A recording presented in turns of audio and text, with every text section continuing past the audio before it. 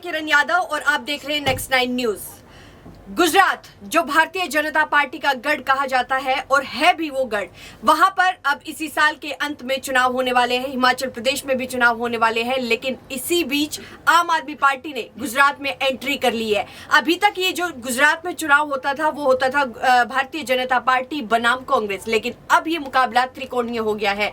आम आदमी पार्टी ने अपनी एंट्री करके भारतीय जनता पार्टी की मुश्किलें बढ़ा दी है। तो आज गुजरात के मुद्दे पर ही हम आज चर्चा करेंगे और इसी पर चर्चा करने के लिए मेरे साथी बने हुए हैं अबरार। अबरार, आपका बहुत बहुत स्वागत है। धन्यवाद। अबरार, मेरा पहला सवाल आपसे यही है कि क्या आम आदमी पार्टी की एंट्री भारतीय जनता पार्टी के लिए मुश्किलें बढ़ा सकती है?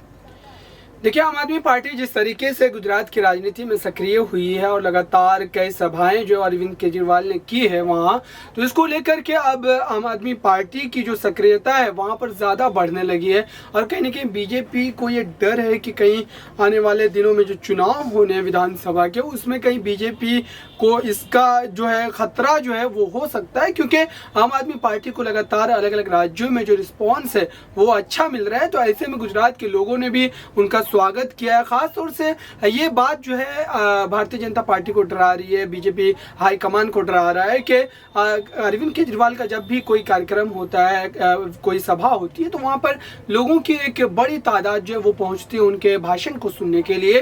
तो इसको लेकर के अब उनको ये बात जो है एक तरीके से सता रही है कि अगर इस तरीके से तमाम भीड़ अगर इकट्ठा हो गया लगातार उनको लेकर के, जो गुजरात की जनता है वो एक सही सोच के साथ अगर चलेगी, तो आने वाले दिनों में अपने मतों का इस्तेमाल बीजेपी से इधर जाकर के आम आदमी पार्टी के लिए भी कर सकती है। अभी एक सर्वे हुआ है, जो बड़ा सर्वे हुआ है, उसके मुताबिक आम आदमी पार्टी को सिर्फ 30 से 35 सीटें मिलती हुई दिख रही है।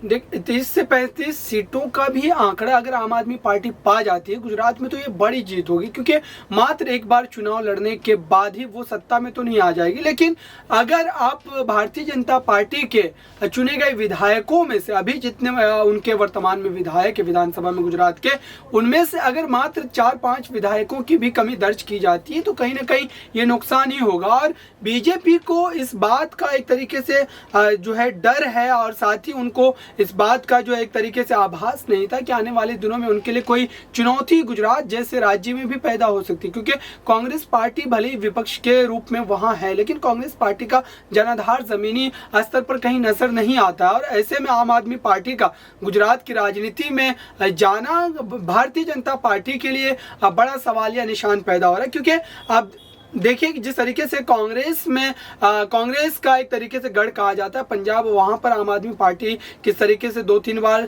चुनाव में हिस्सा लेने के बाद ही सरकार बनाती नजर आ रही है। लेकिन वहां पर तो कांग्रेस में अंदरूनी कलह थे ना, यहाँ पर तो भारतीय जनता पार्टी में ऐसी कोई कलह नहीं है। तो आप ये चीज कैसे बोल सकते हो कि पंजाब में जैसे कांग्रेस को क्लीन स्वीप किया है, तो ऐसे भी गुजरात में भारतीय जनता पार्टी के भी वोट बैंक को काट सकती है आम आदमी पार्टी? देखिए, कलह होना ज़रूरी इसलिए नहीं होता है क्योंकि बीजेपी लगभग 20-25 सालों से गुजरात की सत्ता में बनी हुई है।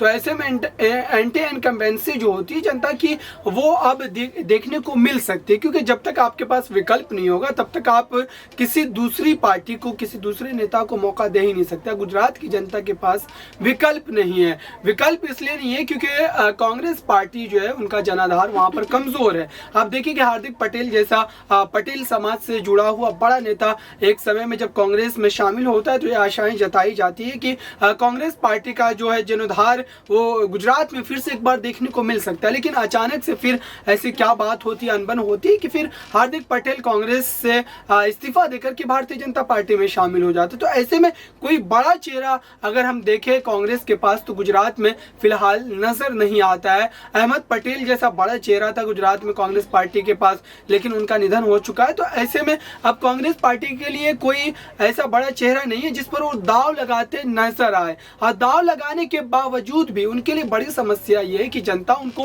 उस चेहरे को पसंद करेगी कि नहीं, क्योंकि जब तक आप अपने पक्ष को मजबूती से नहीं रख पा रहे हैं, विपक्ष के तौर पर अगर वहां पर आपकी जो उपलब्धता है वो ज्यादा नजर नहीं आ रही है, तो फिर जनता आपके साथ जाना पसंद नहीं करेगी। और इस जो खाली स्पेस को भरने का काम है वो आम आदमी पार्टी कर सकती है। है। साल 2024 के लोकसभा चुनाव को लेकर कांग्रेस की तरफ से भारत जोड़ो अभियान चलाया जा रहा है, यात्रा चलाई जा रही है।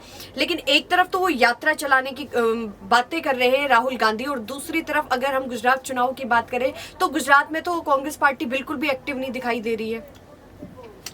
देखिए, गुजरात में जिस तरीके से तमाम सियासी समीकरण जो है वो फिलहाल बदलते नजर आ रहे हैं, उससे यही लग रहा है कि आप देखिए बीजेपी लगातार अपने मुख्यमंत्रियों की अदला बदली जो है वो कर रही है गुजरात में। कुछ दिनों तक विजय रूपानी रहे, फिर उसके बाद दूसरे किसी चेहरे को बनाया गया, फिर उसके बाद फिर कुछ महीनों बाद फिर एक नए चेहरे को मुख्यमंत्री के तौर पर पेश किया गया। तो गुजरात में भारतीय जनता पार्टी को भी इस बात का डर है कि गुजरात में अगर उनकी सत्ता जो है वो खिसकती है तो कहीं ना कहीं पीएम नरेंद्र मोदी के उस साख पर एक तरीके से जो है सवालिया निशान लगता नजर आएगा, क्योंकि पीएम मोदी भी लगातार देश के अलग अलग राज्यों में जब वो जाते हैं, प्रचार प्रसार करते हैं, तो उनकी जबान पर गुजरात मॉडल का नाम जरूर होता है। और गुजरात मॉडल का जब ही नाम लिया जाता है तब नरेंद्र मोदी के उस कार्यकाल को याद किया जाता है, क्योंकि वहां पर वो 15-20 सालों तक मुख्यमंत्री रहे हैं।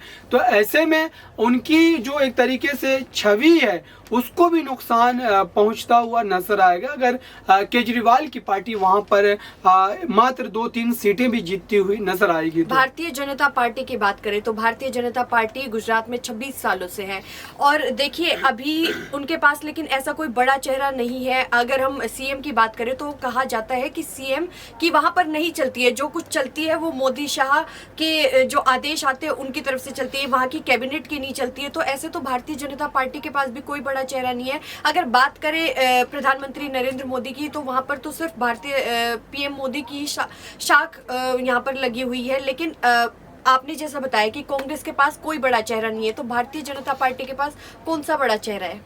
देखिए, बीजेपी के लिए बड़े चेहरे की वहां पर अगर बात की जाए तो बीजेपी के पास भले ही कोई इस तरीके का बड़ा चेहरा नहीं है जिसको केंद्र की राजनीति में जाना जाता हो, लेकिन वहां पर क्षेत्रीय स्तर पर, राज्य स्तर पर ऐसे बहुत सारे नेता है जिनके ऊपर बीजेपी दाव लगा सकती है। लेकिन उससे भी बड़ी बात बीजेपी के लिए वहां पर पॉजिटिव चीज ये है कि बीजेपी से लोग वहां पर जुड़े हुए हैं और कई दशकों से जुड़े हुए हैं। ये एक बड़ी एक तरीके से उनकी जो है कह लें आपकी उनकी एक तरीके से जीत है कि लोग कहीं ना कहीं उनसे जुड़े हुए हैं। चाहे बीजेपी किसी भी चेहरे को आगे कर दे, लोग उनके साथ जाना पसंद करते हैं, क्योंकि वो पीएम नरेंद्र मोदी को देश की राजनीति में प्रधानमंत्री के तौर पर देख रहे हैं। तो ऐसे में उनको एक बात समझ में आती है कि कहीं ना कहीं गुजरात से वो जुड़े हुए हैं, गुजरात उनका गृह राज्य है। तो ऐसे में देश की जनता भी उनसे जुड़ना पसंद कर रही है, और साथ ही गुजरात की जनता तो कई दशकों से लगभग बीजेपी को जिताती आ रही है। तो कहीं ना कहीं जब पार्टी का एक तरीके से जीर्णोद्धार जो है लोगों के दिलों में बस जाता है, लोग उनके साथ खड़े होना शुरू कर देते, तो ऐसे में चेहरे ज्यादा मायने नहीं रखते हैं। और कहीं भी बीजेपी चुनाव लड़ती तो उनके लिए चेहरा प्रधानमंत्री नरेंद्र मोदी ही होते हैं। तो ऐसे में राज्य के स्तर पर अगर चेहरे की बात की जाए तो वो ज्यादा बीजेपी के लिए अहमियत नहीं रखता है। बहुत बहुत शुक्रिया अबरार तमाम सवालों के जवाब देने के लिए। तो ऐसे में इस साल के आखिर में देखना दिलचस्प होगा कि क्या भारतीय जनता पार्टी अपना रिकॉर्ड कायम रख पाएगी, या फिर आम आदमी पार्टी जैसे पंजाब में कांग्रेस को क्लीन स्वीप किया है तो वैसे क्या आम आदमी पार्टी की तरफ से गुजरात में भारतीय जनता पार्टी को क्लीन स्वीप किया जाएगा। आने वाले समय में देखना दिलचस्प होगा। आज के इस खास कार्यक्रम में बस इतना ही, लेकिन देश और दुनिया से जुड़ी तमाम बड़ी खबरों के लिए देखते रहिए Next 9 न्यूज।